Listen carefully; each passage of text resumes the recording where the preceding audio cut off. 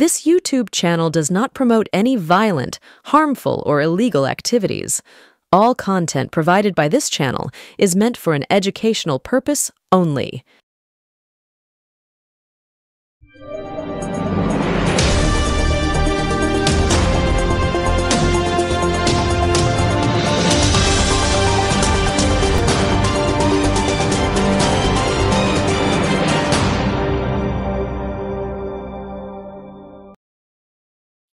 স্বাগতম, নমস্কার, আসসালামু আলাইকুম। একেবারে সপ্তাহের প্রথম দিন আবার হাজির হয়ে গেছি।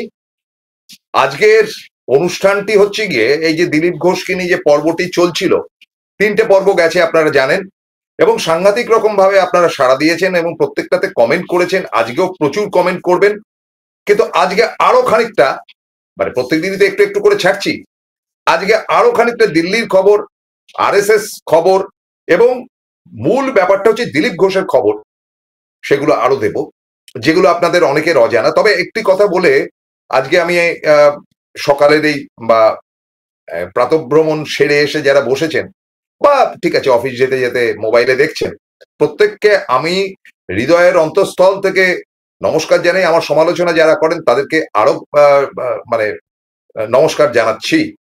কিন্তু একটা ব্যাপার কি জানেন, মজার ব্যাপারটা হয়েছে, আমি প্রবীরদাকে বলছিলাম যে আমরা প্রথম যেদিনকে যে দিলীপ কি দল পাল্টালছে, মানে 21শে জুলাইয়ের মঞ্চে, আমরা কিন্তু একবারও বলিনি যে 21শে জুলাইয়ের মঞ্চে তাকে দেখা যাবে, একবারও বলি। আমরা বলেছি যে ওয়ে অফ দিলীপ ঘোষ, যেটা তার সঙ্গে কথাবার্তা হয়েছে বা যাই হোক। তো সেটার পরে দেখলাম যে ওই সাবজেক্টটির জন্য, সেটা বোধহয় কোনো একটা সোমবার দিন ছাড়া হয়েছিল, আর মঙ্গলবার, বোধহয় পসিবলি মঙ্গলবার ছিল, সমস্ত দিন সমস্ত টিভি চ্যানেল দিলীপ ঘোষকে নিয়ে লড়ে গেল। এটা আমাদের নৈতিক জয় বলে আমরা মনে করি। দ্বিতীয় এপিসোড যেটা করেছিলাম, সেটাও দেখলাম একেবারে সকলেই নড়ে চড়ে উঠলো এবং সকলেই ওই খবরটার দিকে দৌড়ালো, বিশেষ করে ইউটিউবাররা। তাদেরকে ধন্যবাদ জানাই, কারণ এটা আমরা একা করবার জন্য বসিনি, সবাই মিলে করলে একটা খবর ভালো হয়। তৃতীয় এপিসোডটাতে মানে আমরা বোম ফাটিয়েছি যে নরেন্দ্র মোদীকে আদৌ থাকবেন, তার উপর কি চাপ সৃষ্টি হচ্ছে, তিনি কি চাপে, তিনি কি ছাঁটাইয়ের দলে, এবং সেখানে আমরা পরিষ্কারভাবে সঞ্জয় যোশীর নাম বলেছিলাম। সঞ্জয় যোশীর সম্বন্ধে আমাদের কলকাতার সাংবাদিক মহল বা পসিবলি মানে আমাদের অফিসিয়াল মিডিয়ায় যে ছবিটি, এটি আমাদের ছবি একেবারে অ্যাবসলিউটলি, যে খুব একটা ওয়াকিবহল হয়তো না। হ্যাঁ, তবে অনেকের দ্বারা জানেন, ডেফিনেটলি প্রসূন আচার্য প্রত্যেকেই জানেন, কিন্তু প্রত্যেকেই দেখলাম এই সাবজেক্টেই ধরলো যে হোয়াট উইল বি।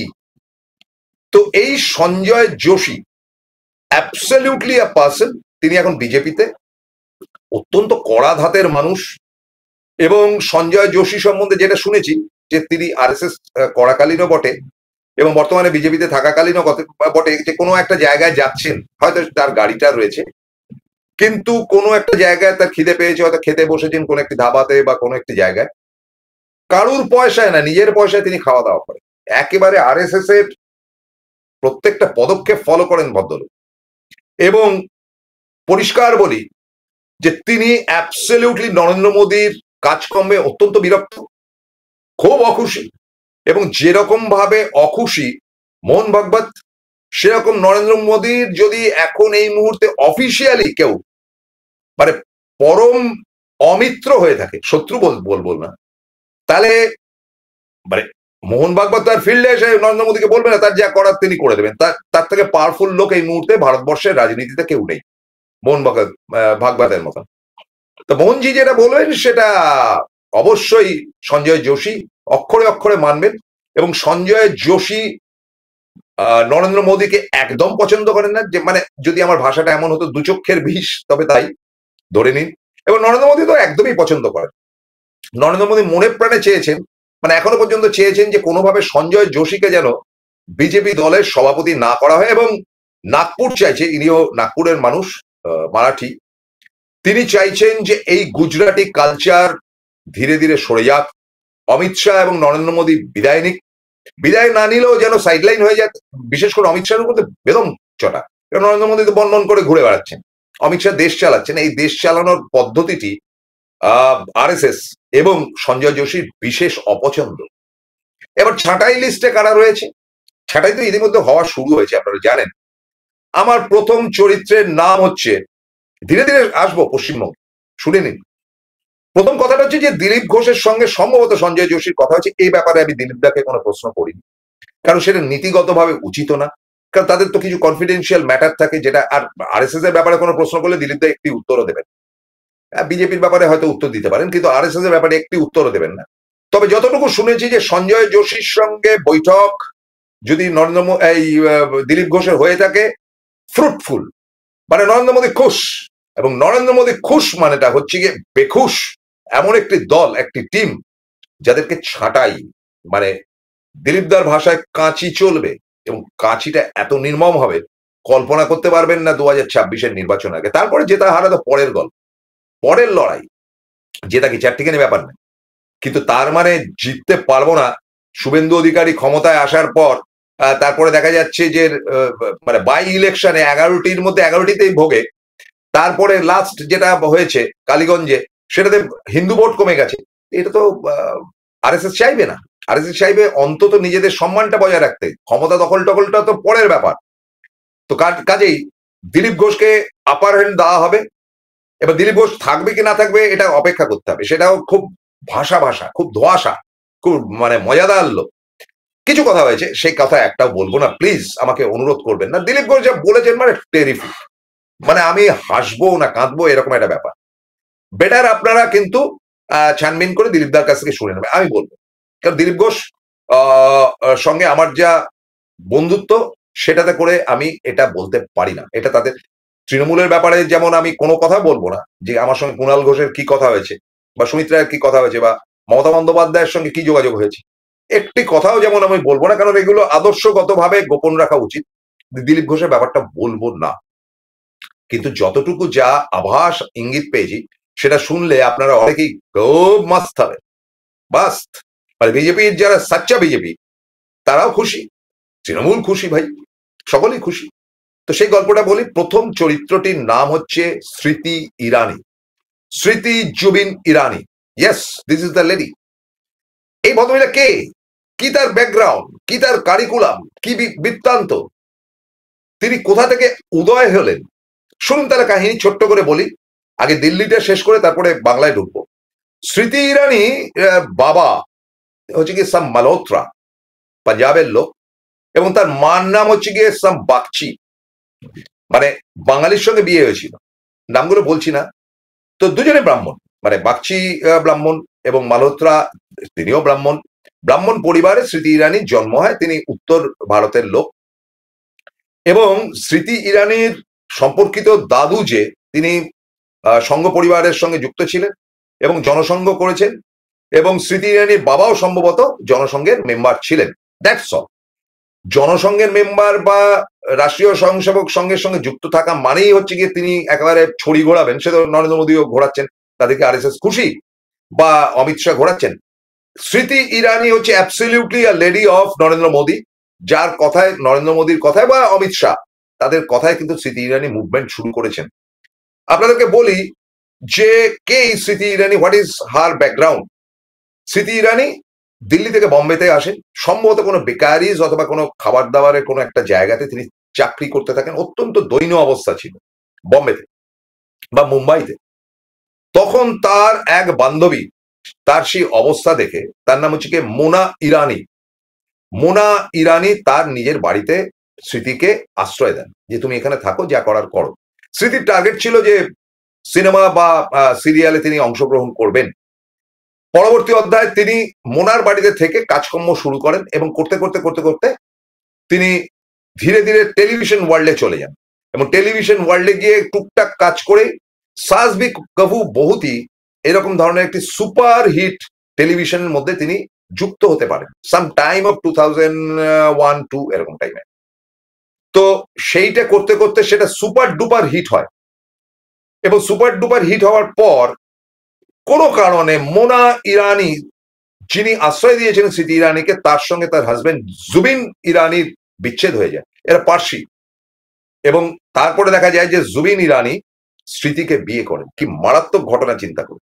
মানে মানুষ এরপরে মানুষকে বিশ্বাস করবেন কিনা জানান, কি ভেতরের ঘটনা আমি জানি না, যতটুকু জানি ততটুকু বলছি। সো ধীরে ধীরে ধীরে ধীরে উত্থান শুরু হয়, এবং ওই টাইমটা ছিল 2003-4, ওটা তো বাজপেয়ীজি ছিলেন তখন প্রধানমন্ত্রী। ওই সময় তিনি চান্স পেয়ে যান, মানে বাজপেয়ী জমানা তিনি সিরিয়ালে চান্স পেয়ে যান, ও সাসবি কবু বহুত সুপার ডুপার হিট হতে থাকে। কিন্তু সমস্যাটা তৈরি হয় তারপর। সাসবি কবু বহুতই বেশ 2-3 বছর চলেছিল এবং সুপার, নো ডাউট। স্মৃতি ইরানির পড়াশোনা খুব বেশি দূর নয়, যতটুকু দেখলাম তাতে তিনি হায়ার সেকেন্ডারি পাস, এবং 2003-এ তিনি যখন রাজনীতিতে যোগ দেন, ওই ওই ওই টাইমটাতে 2003 বা 2004 এরকম হবে, তখন তিনি শো করেছিলেন যে তিনি কোনো একটি কলেজ থেকে স্নাতক অর্থাৎ গ্র্যাজুয়েট, এটা তিনি শো করেন পলিটিক্যাল সেক্টর। তারপরে তিনি ভোটে ভোটে দাঁড়িয়েছিলেন বা যাই হোক, যেটা সর্বৈব মিথ্যা, যেটা লোয়ার কোর্ট থেকে বলা হয়েছে স্মৃতি মিথ্যা কথা বলেছে। এবং কখন লোয়ার কোর্ট বলেছেন? নরেন্দ্র মোদীর জমানায়। যাই হোক, এবারে তিনি ধীরে ধীরে সিরিয়াল থেকে বেরিয়ে আসেন। কেউ কি আর এই মানে সেলিব্রিটি ওয়ার্ল্ড থেকে বেরিয়ে আসতে চায়? বেরিয়ে আসতে চায় না। স্মৃতি ইরানি কাজই পাননি। তারপর সাসবি কবু বহুতি হওয়ার পর, অ্যাকচুয়ালি সাসবি কবু বহুতি যারা দেখেছেন তারা দেখবেন যে স্মৃতি ইরানির যৌবনটা খুব কম সময় দেখানো হয়েছে, কিন্তু ম্যাক্সিমাম পোর্শনটা দেখানো হয়েছে তার বয়স্ক, মানে তার ছেলে, ছেলের বউ ইত্যাদি। ফলে একটা ওই বৃদ্ধ বা বৃদ্ধা বা প্রৌঢ়ার রোল করতে করতে সেই ধরনের চরিত্র যা যা হয়েছে, স্মৃতিকে রিকোয়েস্ট করা, কোনো সিনেমাতে চান্স পান না, কারণ স্মৃতির চেহারাপত্র বা ইয়েতে সিনেমার পক্ষে উপযুক্ত ছিল না। তিনি ফ্রাস্ট্রেটেড হয়ে পড়েন, তিনি বলেন যে না, আর বয়স্ক রোল করবো না। তো করবি না হাট। স্মৃতি ইরানি ধীরে ধীরে সিরিয়ালের জগৎ থেকে ভুলতে বসেছেন। এই সময় তিনি এসে জাম্প করলেন বিজেপিতে, ভোটে টোটে দাঁড়ালেন ইত্যাদি।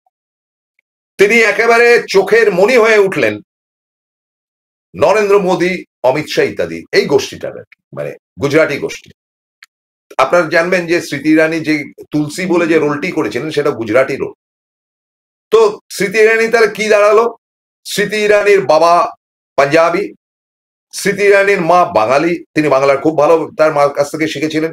স্মৃতি ইরানির হাজবেন্ড পার্সি, এবং স্মৃতি ইরানি কি ওই রকম একটা, আর কি বলা যায়, খিচুড়ি। তিনি যখন আসলেন দলে, দল থেকেই হয়তো বা স্মৃতি ইরানি নিজেই উপযাচকে প্রচন্ড খারাপ কথা বলতে শুরু করলেন, মানে জঘন্যতম কথা বলতে শুরু করলেন রাহুল গান্ধী এবং কংগ্রেসের বিরুদ্ধে। আজে বাজে যুক্তিহীন কু মন্তব্য, মানে অ্যাকচুয়ালি মোদির জমানায় আগে পরে থেকেই তো কুৎসিত মন্তব্য শুরু হয়। বাজপেয়ী ভদ্রলোক ছিলেন, আদবানি যতই যাই হোক না কেন, আদবানি খারাপ কথা শুনতেও পছন্দ করতেন না, বলার তো দূরস্থান। কিন্তু অসভ্যতামি বা ছোটলোকামি এটা শুরু হয়েছে তো মোদির জমানা। যত রাজ্যে রাজ্যে মানে অসভ্য জঙ্গলিতে ভর্তি হয়ে গেল। খুব শিক্ষিত লোক হলে বাতিল, অশিক্ষিত লোক হলে ওয়েলকাম। চুরি চুরি ইডি সিবিআই এর পাল্লায় পড়লে আরো এসো। কারণ নরেন্দ্র মোদী নিজেরই তো এডুকেশন সম্বন্ধে কনফিউজ, মানুষ জানেই না সে কি ব্যাপার। তো একটা আনএডুকেটেড পার্সন, সে চায়ের দোকান যেখানে করেছিল সেই ধরনের স্টেশনই খুঁজে পাওয়া যায়নি আজ অব্দি।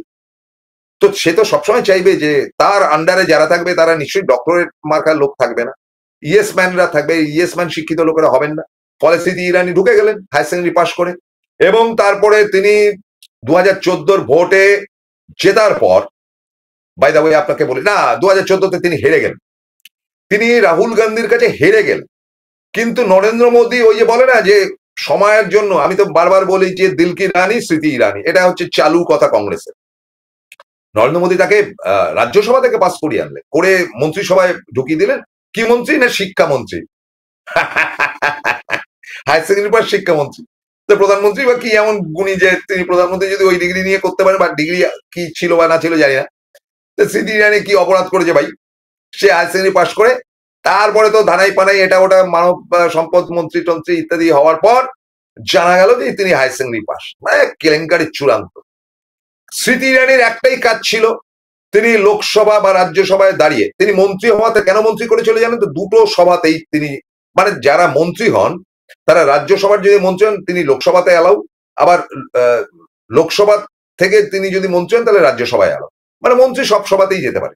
দুটি সভাতে গিয়ে তিনি ইন্দিরা গান্ধী, জওহরলাল থেকে শুরু করে বিশেষ করে রাহুল গান্ধী অব্দি জঘন্য ভাষা ব্যবহার করতে আরম্ভ করলেন, কুৎসিততম ভাষা। ভদ্র মহিলা অত্যন্ত বাজে, আজকে আমি বলতে রাজি আছি। এবং এটা করতে করতে 2019-এর ভোটে তিনি রাহুল গান্ধীকে হারিয়ে দিলেন। মোস্ট আনফর্চুনেট, রাহুলের ক্যালাসনেসের জন্যই হেরেছিলেন। যাই হোক, তারপরে স্মৃতি ইরানিকে আবার মন্ত্রী করা হলো, আবার তার দাপট, কি দাপট! তো দাপট হবে না কেন? মাথার উপর গডফাদার থাকলে কে ছাড়বে? আর কি কি কীর্তি করেছেন সেগুলো তো আর আলোচনার ব্যাপার না, প্রমাণহীন ব্যাপার নিয়ে তো আলোচনা করে লাভ নেই, আপনারা বুঝেন আবার বুঝেন। তো সেই দিলকি ইরানি না, স্মৃতি ইরানি তারপরে দাপট দেখাতে দেখাতে দিনকে রাত করে ফেলেছেন। এবং আপনাদেরকেও বলি, আভাস বা এই মানে এগিয়ে রাখা দিল্লির যে চ্যানেল, সেই চ্যানেলে তাকে যিনি ইন্টারভিউ নিয়েছিলেন, এখন ইউটিউব চালান, তিনি এমন কিছু বাঁকা প্রশ্ন করেছিলেন, স্মৃতি ইরানি রেগে গিয়ে ওই এগিয়ে রাখার চ্যানেলের মালিককে বললেন এই লোকটাকে তাড়াতে হবে, এবং তাড়িয়েও দেওয়া হলো। মানে সিনিয়র জার্নালিস্ট, যার নাম সারা ভারতবর্ষে জানে এবং তার মানে সংবাদ পরিবেশন অসাধারণ, তাকে তাড়িয়ে দেওয়া হলো। তিনি নিজেই দাবি করেছেন কয়েকদিন আগে। তারপরে এই 2024 নির্বাচনের আগে তিনি প্রচারে বেরিয়েছেন আমেঠিতে এবার রাহুল দাঁড়াননি, না দাঁড়িয়ে তার আমেঠিতে যিনি প্রচার করেন শর্মাজি, সে শর্মাজিকে তিনি দাঁড় করালেন স্মৃতির বিরুদ্ধে, এবং শর্মাজি বললেন যে শি ইজ দ্যাট টাইপ। এইবার একটি চ্যানেলের ছেলে এসে স্মৃতিকে অন দ্য ওয়ে জিজ্ঞেস করলেন যে আপনি যে ব্যাপারগুলো করছেন, আপনি তো ইনকমপ্লিটেড, এখানকার মানুষ অ্যাকসেপ্ট করছে না। স্মৃতি বলছে কোন চ্যানেল? আচ্ছা ওই চ্যানেল, তোমার মালিককে বলছি দাঁড়াও। সেই ছেলেটিরও চাকরি গেল। এত নির্মম তিনি দুটি লোকের চাকরি খেয়েছেন, আরো কি কি সর্বনাশ করেছেন জানি না।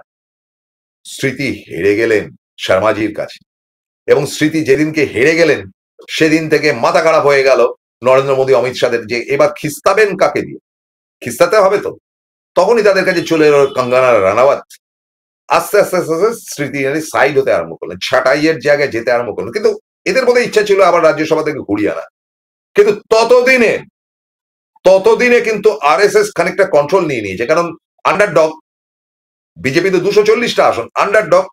তখন তারা বললেন স্মৃতি নোমর, তাকে আর অ্যালাউ করা হবে না।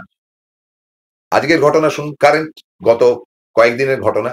স্মৃতি ইরানি আর দলে থাকতে নারাজ, তিনি এবারে আবার সিরিয়ালে ফেরত যেতে চাইছেন। সেখানে ইনফ্লুয়েন্স আছে, অমিত শাহ ইনফ্লুয়েন্স আছে, ঢুকিয়ে দেবে কোনো একটা সিরিয়াল ঢুকিয়ে দেবে। তাহলে কি হলো? ছাঁটাই। আরএসএস মনে করেছে যে স্মৃতি ইরানির মতন কন্ট্রোভার্সিয়াল ক্যারেক্টার, যিনি আজে বাজে কথাবার্তা বলেন, এবং এটাতে করে দলের সর্বনাশটি হয়েছে, স্মৃতির জন্য সর্বনাশ হয়েছে, উত্তরপ্রদেশে খুব ক্ষতি হয়েছে, আমেঠি বেরিয়ে গেছে, একে আর দলে রাখার প্রয়োজন নেই, কাঁচি আউট। এই হচ্ছে গিয়ে প্রাথমিক গল্প। এবারে স্মৃতি কি করবেন? I am less interested.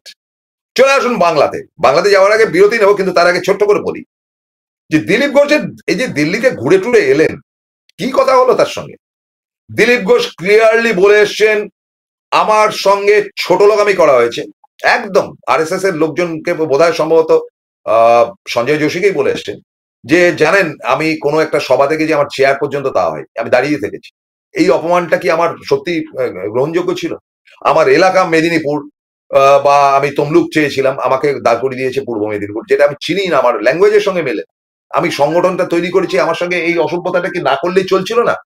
তো বললো যে হ্যাঁ ঠিক আছে, আমরা দেখছি। কিছু কন্ডিশন দিয়েছেন তিনি, যে তিনি দলে ফিরতে রাজি। সেটা শ্রমিকও জানে হয়তোবা, যে এই ধরনের তৃণমূল থেকে আসা মাল মশলাদেরকে কিন্তু ডানা ছাড়তে হবে অথবা ফুটিয়ে দিতে হবে। সম্ভবত ডানা ছাটাই হচ্ছে। কাদের হচ্ছে বলবো ছোট্ট একটা বিরতির পর, সঙ্গে থাক। জয়গুরু রত্নভান্ডার জ্যোতিষ সীমা, এখানে গোল্ড মেডেলিস্ট জ্যোতিষী বসেন। হাই কোয়ালিটির আসল গ্রহরত্ন সবচেয়ে কম দামে এখানে পাওয়া যায়। স্থান বেলঘড়িয়া, রানী পার্ক, বটতলা, 2 নম্বর রেলগেটের নিকটে। 9681345722 এবং 9007778922। Welcome to the world of civil business. A Bengali business personality and the most successful business group, Roy Construction Group of companies, now coming Sarib, West Bengal. Mr. Anup Roy, the managing director of the Roy Construction Group company, ready to serve his native land, the mother Bengal.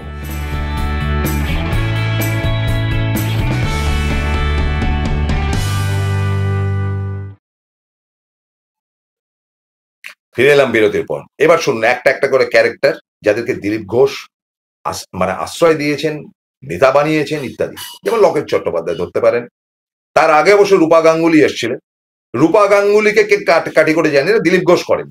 রূপা গাঙ্গুলি কিন্তু বেশ বলিয়ে কইয়ে, কিন্তু ঘটনা হলো যে বিজেপির কাছে অপছন্দের। তিনি কোনো এক সময় বুদ্ধ ভট্টাচার্যের ঘনিষ্ঠ ছিলেন, কি কর্ম করেছেন কে জানে। ফলে তিনি বেশ কিছুদিন লাফালাফি করলেন, তাকে নির্দল হিসাবে রাজ্যসভায় নিয়ে আসা হলো রাষ্ট্রপতির মনোনয়ন নিয়ে। তিনি তো বরাবরই মমতা বিরোধী, যা খুশি দেয়। মানে এদের ব্যাপারটা কি জানেন তো, এই সেলিব্রিটি সো কল্ড যারা নন পলিটিক্যাল ক্যারেক্টার, আজে বাজে কথা বলার জন্য কুখ্যাত, এরও জীবনে অনেক আপ ডাউনের ব্যাপার আছে। হঠাৎ একটা সময় তিনি রিয়েলাইজ করলেন তিনি ফুটে গেছেন, কাঠি হয়ে গেছে, তিনি ছাটাই।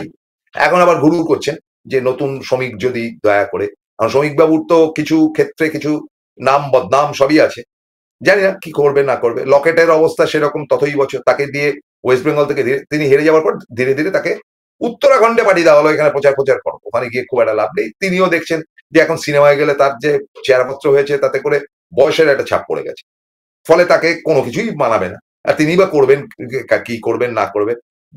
এদের ব্যাপার কি জানেন তো, এই যে নন আরএসএস যে নেত্রীরা রয়েছে, তারা একবারও ভাবেন না যে যদি সময় খারাপ হয় কি করব, এই স্ট্র্যাটেজি তারা খাড়া করেন। ফলে ওই দলের মধ্যে ঘুরে বেড়ান, এইদিকে যান ওদিকে যান সেদিকে যান। এদের কোনো মানে প্রায়োরিটি প্যারামিটার কিচ্ছু নেই, বেকার বোগাস। তো ফলে ওই আর কি, তিনি কোথায়, অনেকদিন তার কোনো খোঁজ খবর পাই না, কোথায় খবর পাবে জানি না। একসময় দিলীপ ঘোষের সঙ্গে তার যথেষ্ট সখ্যতা ছিল, দিলীপ ঘোষ তাকে যথেষ্ট আপার হ্যান্ড দিয়েছে। আর জানি না এখন তার কি অবস্থা। মোটের উপর তিনি ছাঁটাইয়ের জায়গায় মোটামুটি ঘুরঘুর করছে, কারণ লোকসভাতে তো হেরেইছেন, গত বিধানসভাতে 2026-এ চুচুড়া থেকেও হেরে গেছে গেল। এরপরে যারা এসছেন শুভেন্দু ঘনিষ্ঠ যারা, একটা সময় দিলীপকে হাতে পায়ে ধরা পার্টি, তার মধ্যে যথাক্রমে সৌমিত্র খান, তার মধ্যে অর্জুন সিং, তার মধ্যে আর কে ছিল, এই এই এই এই ইত্যমেব কিছু লোকজন ছিল এই সব। হ্যাঁ, তার মধ্যে ওই বাগচি আইনজীবী, এইসব হচ্ছে কি শুভেন্দুর ঘনিষ্ঠ যারা, সব তৃণমূল থেকে এসছে। এদের প্যারামিটার কি? আজে বাজে কথা বলা। এবং মানে শুভেন্দু যেটা বলতে পারছেন, শুভেন্দু ছাটাইয়ের জায়গায় আসছে লাস্টে বল, তো এদের আজে বাজে মন্তব্য করা। এই Agnimitra Paul, yes she is also character. এই অগ্নিমিত্রা পালকে কিন্তু তোলার পেছনে দিলীপ ঘোষের মস্ত হাত রয়েছে। বরং ভারতী ঘোষ যদি দিলীপ ঘোষের বিরুদ্ধে কিছু বলতেন আমি মেনে নিতাম, কিন্তু অগ্নিমিত্রা পাল তো পরে শুভেন্দু লবিতে চলে গেল, এবং শুভেন্দু তার হয়ে ওকালতি করলো, বললো যে একে প্রেসিডেন্ট করতে হবে। আরএসএস দিক থেকে মুচকি মুচকি হাসলো, বলে হ্যাঁ ঠিক আছে দেখাচ্ছি। একদম নাম পাম ছেটে বাদ দিয়ে দিয়েছে। যে কোনোদিন আরএসএস কি ফ্যাশন ডিজাইনার ছিলেন, কোন একটা সময় সিপিএম এর আমলে সক্ষতা ছিল, কি কি করেছেন বা না করেছেন সেসব গল্প তো এখন বলবো না, সে ভোটের আগে গিয়ে বলবো। তো যাই হোক, তাকে আবার বিজেপিতে ঠেললো যিনি, বা ইন্ট্রোডাক্টরি পার্ট যেটা হলো, সেটা খুব ইন্টারেস্টিং গল্প। মানে হঠাৎ করে তার বিজেপিতে ঢোকেননি, কেউ তো বলেছে। তো তিনিও মোটামুটি কিন্তু দাপটে উঠতে উঠতে উঠতে উঠতে ভালো বক্তৃতা দিচ্ছেন। আমি সবসময় বাজে কথা বলবো এমন তো নয়। তা ধীরে ধীরে ধীরে ধীরে আইসোলেটেড হয়ে যাবেন, কারণ দিলীপ কিন্তু কোনো কিছু বলেননি। এবং শ্রমিকেরও যে খুব প্রিয় পাত্রী তা তো নয়, কারণ শ্রমিক জানেন যে মানে প্রেসিডেন্ট হওয়ার যুদ্ধে শ্রমিকের বিরোধী ছিলেন কিন্তু অগ্নিমিত্রা, এবং অগ্নিমিত্রাও প্রেসিডেন্ট হতে চলেছেন। তো শ্রমিক নিশ্চয়ই চাইবে না যে অগ্নিমিত্রাকে আপার হ্যান্ড দিই। সুতরাং ছাঁটাই গল্পটি কিন্তু এর ক্ষেত্রে প্রযোজ্য। তারপরে এরা কি করবে এরা বুঝে নেবে। অর্জুন সিং একেবারেই শ্রমিক ভট্টাচার্যের পছন্দের না, দিলীপ ঘোষের তো নয়। এবং দিলীপ ঘোষ সম্প্রতি বলেছে এই তো সব তৃণমূল থেকে এসছে ফেসছে, যারা এসছে তারা কেউ দলের কিছু না, সব যাতা করছে ফচ্ছে। অর্জুন সিং একবার এলেন, এমপি হলেন, তারপরে তার কি চালবাকল তৈরি করে বিধানসভায় একটা আসন পেলেন, বাকিগুলো হারলেন, ব্যাক করে চলে এলেন তৃণমূলে, এসে খুব লাভালাভি করলেন। তিনি তৃণমূলকে রিকোয়েস্ট করলেন যে ওই কেন্দ্রটি তার চাই, অর্থাৎ কিনা ব্যারাকপুর তাকে দেওয়া হলো না। তিনি চলে গেলেন বিজেপিতে, গিয়ে তিনি একেবারে হেরে ঠেরে যাতা অবস্থা। তো অর্জুনের কি ক্যাটাগরি, তার তো চরিত্রেরই ঠিক নেই। তিনি কংগ্রেসের ছিলেন, মস্তানি করে বাড়ান ওখানে, বোমাবাজি এটা ওটা সব কটার সঙ্গে তিনি যুক্ত। তো তিনি যদি আজকে দিলীপ ঘোষের উপর বাজে কথা বলেন, বা তিনি যদি ছড়ি গোড়ান, রাষ্ট্রীয় স্বয়ংসেবক সংঘ শুনবে কেন, কে সে, কি বৃত্তান্ত? আর তিনি তো বাঙালি না, অবাঙালি। তো দিলীপ ঘোষের ব্যাড বুকে তিনিও রয়েছে। দিলীপ ঘোষ বলে না, কেন্দ্রের ব্যাড বুকে রয়েছে।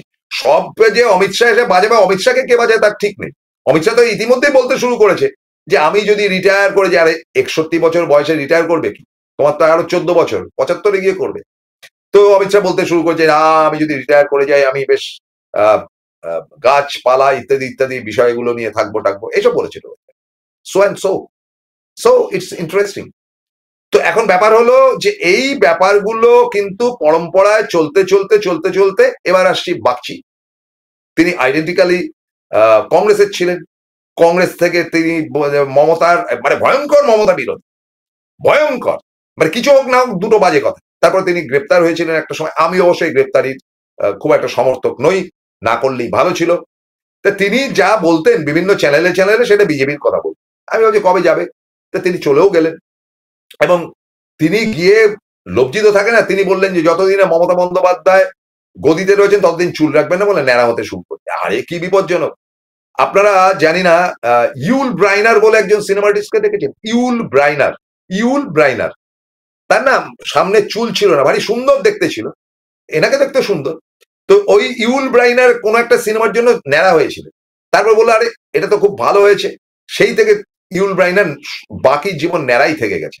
তো ইনিও ন্যাড়া হয়েছেন, বাকি জীবন ইনি ন্যাড়া থাকবেন কিনা আমার ভাই জানা নেই।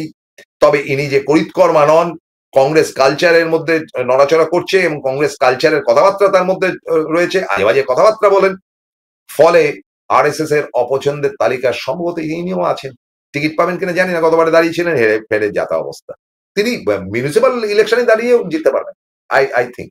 শুধু এনাকে কিছু বললেই কোর্টে চলে যায়, কোর্টে গিয়ে তোমার নামে দেখাচ্ছি মজা। আরে কোর্ট করে কি হবে, মানুষের পাশে দাঁড়াও, সমালোচনা শুনতে শেখো, মাঝে কি করলে চলবে নাকি, কে তুমি ভাই? তো এই হচ্ছে গিয়ে আস্তাবলের ঘোড়ারা, যে ঘোড়াগুলো প্রত্যেকটাই মানে বয়স্ক অথবা অসুস্থ, জানি না এরা কি ব্যাপার। তো এইগুলোকে থাকলে কিন্তু দিলীপ ঘোষ বাঁকাসুর নেবে। শ্রমিক ভট্টাচার্যেরও ইচ্ছা খুব একটা এদের সম্বন্ধে আছে বলে আমার জানা নেই। তবে টার্মস কন্ডিশন যা, অন্তত যারা গতবারে দাঁড়িয়েছিল শুভেন্দু ঘনিষ্ঠ 30 থেকে 40 জনের নাম ছাড়াই যাবে, কাটা যাবেই। কারণ শুভেন্দু নিজেই ছাঁটাইয়ের কলে চলে গেছেন। এবং যতটুকু যা শোনা গেল যে আগামী নির্বাচনের ঠিক প্রাক লগ্নে এমনও হতে পারে বিরোধী নেতার আসনটি তিনি ধরে রাখতে পারবেন কিনা সন্দেহের জায়গা। সবশেষ চরিত্র যেটি, সেটি কিন্তু তৃণমূলের মশলা, এবং তার নাম হচ্ছে রাজন্যা হালদার। আচ্ছা, রাজন্যা সম্বন্ধে আমি আজকে পড়াশোনা করলাম, আজকে না কালকে করেছি, রোববার। রাজন্যার ব্যাপারটা হচ্ছে প্রেসিডেন্সি কলেজের ছাত্রী, ব্রিলিয়ান্ট ছাত্রী, প্রচন্ড ভালো ছাত্রী। কিন্তু তার সম্বন্ধে একটি কথা আমি বার করতে পেরেছি প্রেসিডেন্সি ওর কন্টেম্পোরারি ছাত্রছাত্রীদের কাছ থেকে, যে she was very close two SFI এর খুব ঘনিষ্ঠ ছিল। ফলে ওই এসএফআই বা সিপিএম এর যে কতগুলো গণসঙ্গীত বা গণ বার্তা যেগুলো রয়েছে সেগুলো তিনি রপ্ত করেছিলেন কলেজে বসে। কিন্তু আবারও বলছি, গোল্ড মেডেলিস্ট প্রেসিডেন্সির ব্রিলিয়ান্ট ছাত্রী ছিলেন কিন্তু রাজন্যা। পাল্লায় পড়লেন তৃণমূলেরই এক নেতার। তিনি রাজন্যাকে দেখে মুগ্ধ, দেখতে সুন্দর ভাই, শিক্ষিতা। কি করে তিনি স্টেজে উঠলেন ঘটনাটা শুন। তিনি কোন একটি 21শে জুলাইয়ের আগে নাকি গান গাইছিলেন, এবং গানটা গণসঙ্গীত, সিপিএম এর গান। তো সেটা দেখে নাকি দলনেত্রী বা দলের বাকিরা খুব মুগ্ধ হয়েছিল, যারে ভারী ভালো কথা বলতে পারে। এবং বারবার তৃণাঙ্কুরকে বলা হয়েছে নতুনদেরকে তুলে আনো। তো এই মেয়েটির বরাবরই অ্যাম্বিশন হচ্ছে গিয়ে যে আমি সিনেমা করব, করব, দেখতে সুন্দর, সবাই গ্যাস মারলে যা হয় আর কি, দেখতে তো সুন্দর যথার্থই। এবং তার মধ্যে অসম্ভব ভালো গুণ, তিনি ভালো বক্তা, ভালো কথা বলতে পারেন, ভালো গান গাইতে পারেন, ইত্যাদি ইত্যাদি। তো তিনি মঞ্চে উঠলেন, 21শে জুলাই খুব বক্তব্য টাকলেন। তারপরে তিনি হঠাৎই আরজিকর কাণ্ডের পর রাতারাতি তিনি এবং তার কর্তা, কি নামটি ব্যানার্জি হবে যাই হোক, তারা একটা সিনেমা বানিয়ে ফেললেন, ওই শর্ট ফিল্ম, ছোট ক্যামেরা দিয়ে সিনেমা বানিয়ে ফেললেন, শর্ট ফিল্ম, যেটা সম্পূর্ণ দল বিরোধী। এটা বানাতে কে বলেছে ভাই, কে করতে বলেছে? তো এই চলছে হঠাৎ করে তিনি R+ বসে তুলোধনা করলেন তৃণমূলের লোকজনকে। পরে জানা গেল যে তার সিনেমা বা থিয়েটার বা তার অ্যাম্বিশনটা ইনকমপ্লিটেড থাকছে, ফলে তিনি বিজেপির কারুর পাল্লায় পড়ে গেছেন। কে তারা, কি বৃত্তান্ত? সম্প্রতি আমি যাচাই করিনি, শুনেছি, কারণ খবরটি তারা করেছে TV9। তাদের সাংবাদিক গেছে, রাজন্যার সঙ্গে কথা বলছে, হঠাৎ করে রাজন্যার মোবাইলটি এরকম বেজে উঠলো, চুমো করে বেজে ওঠার সঙ্গে সঙ্গে রাজন্যা মোবাইলটা ওই TV9-এর সাংবাদিক দেখলো, যতটুকু যে খবরটা পেলাম আর কি, তার মধ্যে পরিষ্কার পরিষ্কার তার মধ্যে কিন্তু সজল ঘোষের নামটি ভেসে উঠলো। আরে বাপ রে বাপ, তার মানে ট্যাপড হয়েছে, তার মানে সজল ঘোষের সঙ্গে তার রয়েছে। এরপরে সজল ঘোষকে কেউ জিজ্ঞেস করেনি বা সজল ঘোষ এই ব্যাপারে মুখ খোলেন। তার মানে রাজন্যা হচ্ছে কি নৌটঙ্গী, যিনি নাটক করতে ভালোবাসেন।